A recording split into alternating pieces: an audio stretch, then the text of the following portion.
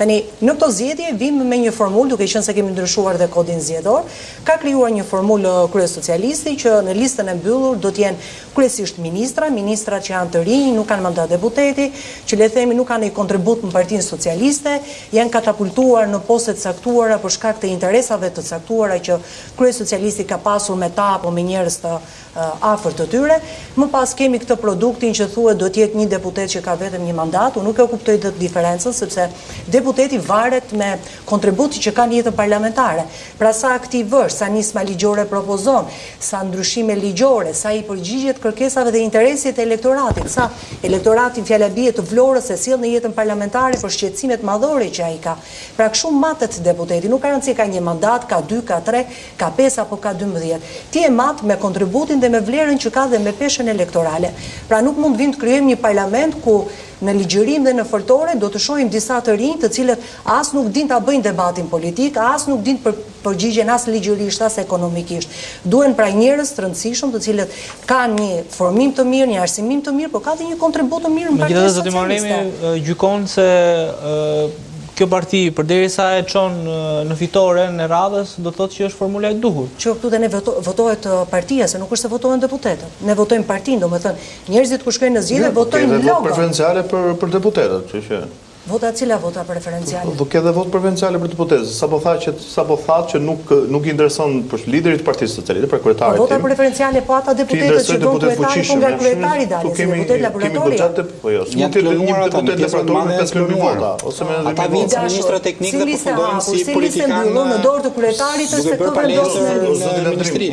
Se ndoshta juve nuk keni antarë i Partisë Socialiste, po juve sapo thatë për ministra për shembull që janë po flasim për shumë zotin Hoxhaj. Po e marrim rastin e shumë zotit Hoxhaj. Zoti Hoxha ka një kontribut shumë gjerë në Partinë Socialiste. Zoti Mala ju besoj e njihni. Ka shumë një kontribut shumë gjerë. Ministri se ka qenë i brendshëm. Ka qenë oficer policie. Ministri e shëndetësisë, zonë Albana Koçiu. Gjithashtu dhe një antar dhe një aktivist e Partisë Socialiste. Nuk ka po të lohen kot ata, domethënë falë se përdora mirë termin. Pra, secili nga çdo funksionar publik, po edhe nga antarë me thjesht ka secili rolin dhe peshën e tij politike në. Dhe cila është gara që është nështruar këta të gjithë, cila është gara që është nështruar brenda Partisë Socialiste? A ka emra të tjerë Partia Socialiste që ndoshta kanë kontribute më të mëdha që janë pjesë të gjithë strukturave të PS-s të shpërndarë në të gjithë territorin? Po absolutisht e ka, nuk po them që nuk ka. Ishte nështruar dikush një gare të drejtë dhe demokratike për ta fituar vendin e kandidatit për deputet? Po absolutisht, pse ai pozicionohet në një territor caktuar dhe nga ai territor caktuar merr dhe përqimin e bazës. Cila është gara? Janë vetëm antarët të cilët e vendosin. Janë vetëm antarët të cilët e vendosin. Para ju nuk e dini. Antarët të orientuar nga kryetarët e partive socialiste në për rrethe dhe në për qarqe? Jo, se mund ta ndihmoj pak dhe në historikun e PS-s. Kur kishte demokracitë e brendshme, bëi votim deri dhe me balotazh se kush do të ishte kryetari i PS-s së Tiranës. Po, gjë që nuk ndodh. U zgjodhëm u bën delegatët e Kongresit, nga delegatët e Kongresit dhe antarët e Asamblesë. Ta përfundoj si ti Male. Përgjithësia më e madhe nga të gjithë si delegatët, se kam qenë delegat, vetë zgjedhur nga antarësia e partisë. Po thuaj që edhe ato drejtuesit e degëve të emëruar nga zoti Veliaj u shkarkuan, sapo zoti Veliaj.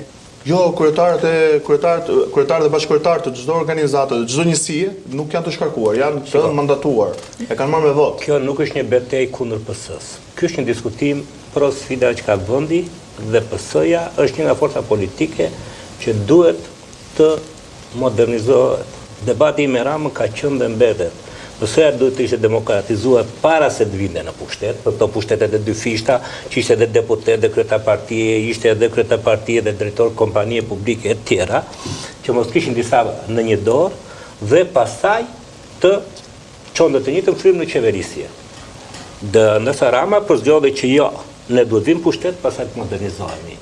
Duke qenë se pushteti ka presion ndaj kujdo, pushteti absolut, korrupsioni në absolute, ne gjejmë raste që na dhimbset PS-ja, që ka të zgjedhur pushtetin vendor, aktualisht flas për ata që janë dënuar, për ata që janë si Veliaj dhe tjerë që prezantojnë pafajësia, nuk guxoj të them që janë fajtor derisa ata janë gjykata, se kështu pastaj nuk mbarojnë.